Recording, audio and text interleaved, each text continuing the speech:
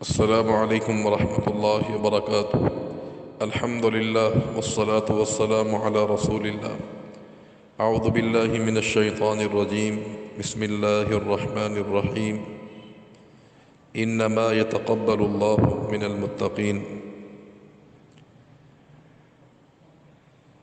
اللہ تعالیٰ کا فضل و کرم، اس کی توفیق ہے کہ اللہ نے ہمیں ماہ رمضان جیسا مقدس مہینہ عطا کیا. اب وہ ہم سے رخصت ہو چکا ہے. سلف صالحین سے یہ بات ثابت ہے کہ وہ ماہ رمضان کو پانے کے لیے اللہ تعالیٰ سے 6 مہینے قبل دعائیں کرتے کہ یا اللہ ہمیں ماہ مقدس عطا فرماتے، اور جب ماہ مقدس گزر جاتا اس کے بعد ان کی مستقل یہ دعائیں ہوتی کہ یا اللہ ہم نے رمضان میں جو عبادات کی ہیں اسے قبول و منظور فرما لے.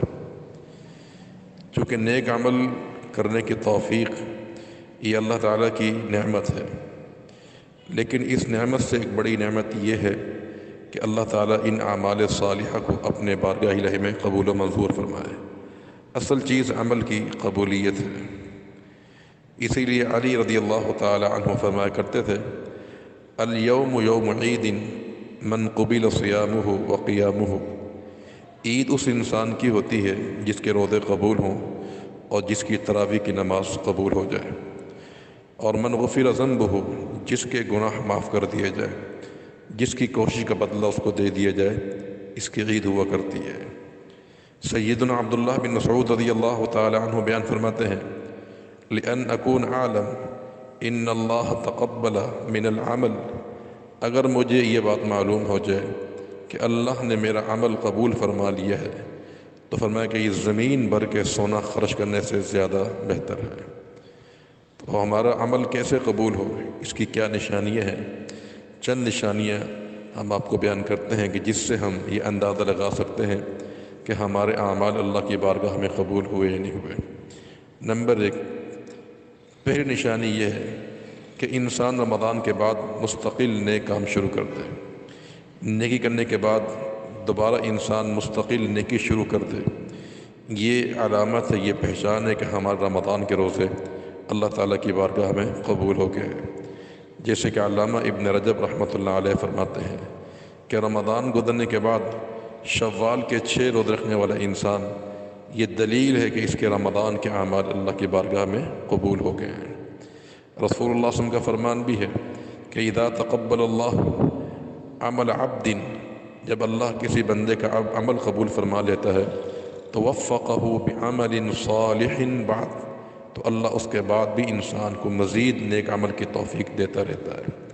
تو اگر تو رمضان کے بعد ہمیں مزید نیکی سے محبت پیدا ہو گئی ہے تو یہ علامت ہے کہ رمضان کے ہمارے عبادات اللہ کی بارگاہ میں قبول ہو چکی ہیں. دوسری نشانی جن کا عمل اللہ کی بارگاہ میں قبول ہوتا ہے کہ اس انسان کے دل میں نیک لوگوں کی محبت پیدا ہو جائے. رسول اللہ صلی اللہ علیہ وسلم کا فرمان ہے، ان اوثق عور الایمان الحب للہ والبغض للہ. ایمان کا سب سے مضبوط ترین کڑا یہ ہے کہ محبت بھی اللہ کے لیے کی جائے اور نفرت بھی اللہ تعالیٰ کے لیے کی جائے. من احب للہ وابغض للہ واعطى للہ ومنع للہ فقد استکمل الایمان.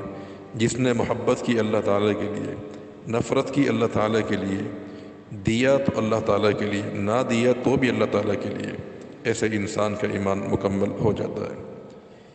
تیسری نشانی جن کا عمل قبول ہوتا ہے، رسول اللہ صلی اللہ علیہ وسلم کا فرمان ہے، ان اللہ یحب اذا عمل احدکم عملا. اللہ تعالیٰ اس انسان سے محبت فرماتا ہے کہ جو انسان عمل میں مستقل مزاجی اختیار کرتا ہے، مسلسل عمل کرتا ہے، پے در پہ عمل میں انقطاع نہیں، توقف نہیں آتا. جیسے رمضان میں وہ عبادات کر رہا تھا وہ رمضان کے بعد بھی عبادات کرتا رہے.